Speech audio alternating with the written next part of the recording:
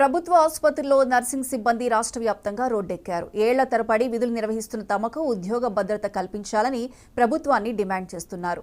3 ఏళ్ల పాటు నర్సింగ్ కోర్సులు చదివిన వాళ్లను 15 ఏళ్లుగా ఈ వృత్తిలో ఉన్న వాళ్లను పక్కన పెట్టి 6 నెలల శిక్షణతో ఏఎన్ఎంలను శాశ్వత ఉద్యోగులుగా నియమించే జీవో ఉపసంహరించుకోకపోతే విధులు బహిష్కరిస్తామని సర్కార్ను హెచ్చరిస్తున్నారు.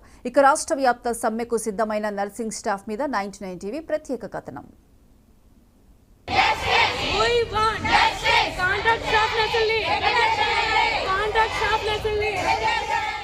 వైద్యో నారాయణో హరి అంటారు. దేవుడితో సమానమైన వాడు వైద్యుడు అంటారు.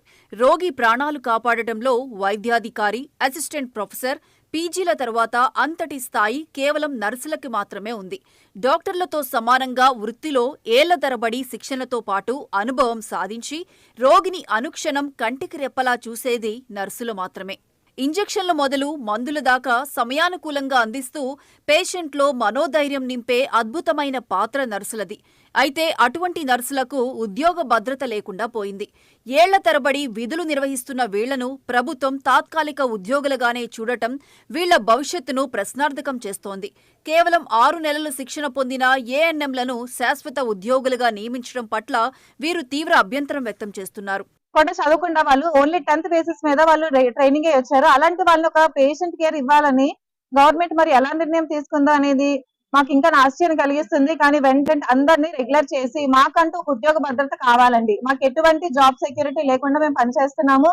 దయచేసి చంద్రబాబు నాయుడు గారు గాని, పవన్ కళ్యాణ్ గారు గాని ఈ జీవోని తక్షణమే రద్దు చేసి మాకు తప్పకుండా న్యాయం చేస్తారని మేము విన్నవించుకుంటున్నామండి. రాష్ట్ర వ్యాప్తంగా సుమారు 12,000 మంది ప్రభుత్వ ఆసుపత్రుల్లో నర్సులుగా పనిచేస్తున్నారు. 15 ఏళ్లకు పైబడి విధులు నిర్వహిస్తున్న తమకు అన్ని విభాగాలలో, అన్ని అత్యవసర సందర్భాలలో సేవలు అందించగలిగే స్థాయి తమదని చెబుతున్నారు. వాళ్ళకి ట్రీట్మెంట్ ఇచ్చేంత నాలెడ్జ్ కానీ కెపాసిటీ కానీ వాళ్ళకి లేదు. అది చేయగలరు ఎవరు అంటే మమ్మల్ని వదిలేరనుకోండి. ఒక టీహెచ్సీలో నేను ఒక ఏదో స్టాఫ్ నర్స్ గా డాక్టర్ లేకుండా ట్రీట్మెంట్ ఇవ్వగలిగే కెపాసిటీ నాకు ఉంది. ఎందుకంటే నేను నేర్చుకుని వచ్చాను, నేను చేశాను. వితౌట్ డాక్టర్ మేము డెలివరీ చేసాం. వితౌట్ డాక్టర్ ఫిజికల్ కేర్ ని పాయిజన్ కేసెస్ వచ్చినా, స్నేక్ బైట్లు వచ్చినా, యాక్సిడెంట్స్ వచ్చినా, ఈవెన్ సూచన కానీ ఏదైనా కూడా చేయగలిగే కెపాసిటీ మాకు ఉంది. విశాఖ కేజీహెచ్ లోనే సుమారు 500 మంది నర్సింగ్ స్టాఫ్ 15 ఏళ్లుగా విధులు నిర్వహిస్తున్నారు.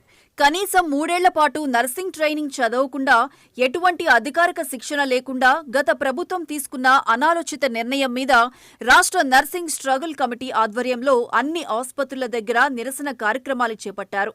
ప్రభుత్వం జీవో 115 ను రద్దు చేయాలంటూ రాష్ట్ర వ్యాప్తంగా నర్సింగ్ సిబ్బంది డిమాండ్ చేస్తున్నారు. జీవో వచ్చిందో జీవో నంబర్ 115 తక్షణమే అది వెనక్కి తీసుకోవాల్సిందిగా ప్రభుత్వాన్ని మేము విజ్ఞప్తి చేస్తున్నామండి. ఎందుకంటే మేము కోవిడ్ లో ఎంతో సర్వీసెస్ చేశామండి.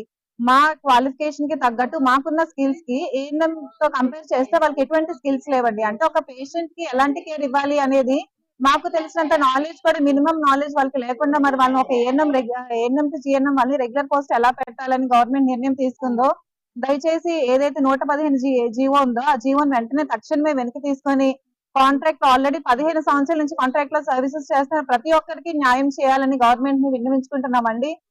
మేము జిఎన్ఎం, బిఎస్సి, ఎంఎస్సి నర్సింగ్ చేసిన వాళ్ళకున్న స్కిల్స్ ఏఎన్ఎం టు జిఎన్ఎం వచ్చిన వాళ్ళకి ఎవరికి లేవండి. ప్రస్తుతం తమ డిమాండ్లను నెరవేర్చకపోతే రాష్ట్ర వ్యాప్తంగా విధులు బహిష్కరించి ఆందోళన చేస్తామని ప్రభుత్వాన్ని హెచ్చరిస్తున్నారు.